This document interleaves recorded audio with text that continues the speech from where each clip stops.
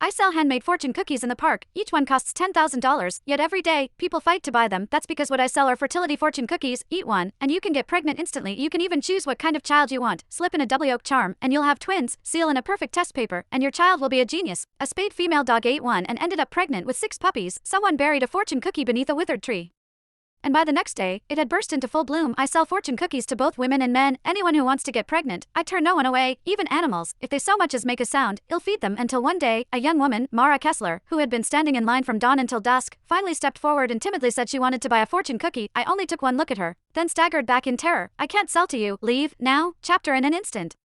Everything went silent. Mara Kessler's eyes turned red as she clutched the frayed edge of her patched sleeve, her lips trembling. I have money. I snapped at her, my voice sharp and unforgiving. I don't care how much money you have. I'm not selling to you. Leave, now. Don't block the next customer. The surrounding crowd was stunned. After all, in all my years selling fortune cookies, I had never turned anyone away. I had always been polite, no matter who it was. Rainie's usually so easygoing.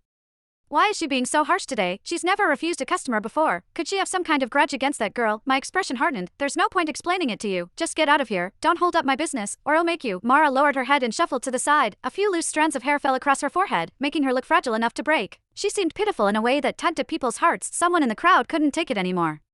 She just wants to buy a fortune cookie. Do you really have to be this rude, or is it because she's dressed so poorly, and you think she can't afford it, so you won't sell to her? Dex Holbrook, the burrito stall owner next to me, who had never liked me, immediately chimed in with a sneer. Oh, so when some billionaire's wife shows up, you throw in a freebie, but when a poor girl comes along, you won't even serve her. Sounds like you're just a snob to me. Come on, miss, forget her, I'll treat you to some burritos. The woman shook her head, thanking him softly, then turned back to me and pleaded in a small, humble voice, Rainie, I brought $10,000. If it's not enough, I can pay more. I was about to refuse again when a young woman further back in line suddenly spoke up. Wait, one fortune cookie costs $10,000. I must missed a zero.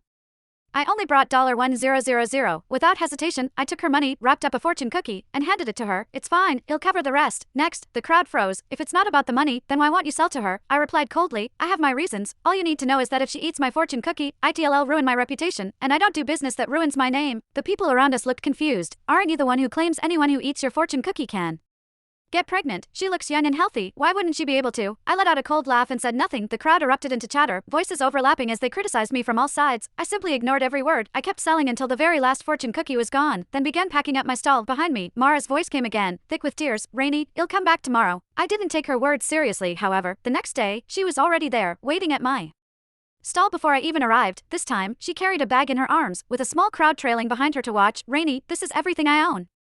There's the deed to my house, and all the money I've saved over the years. I just want a child. As long as you can make me pregnant, all of this is yours. Several people spoke up for her. Rainie, just let it go already. She's offering you her house. Just make her a fortune cookie. Mara looked at me with desperate hope as she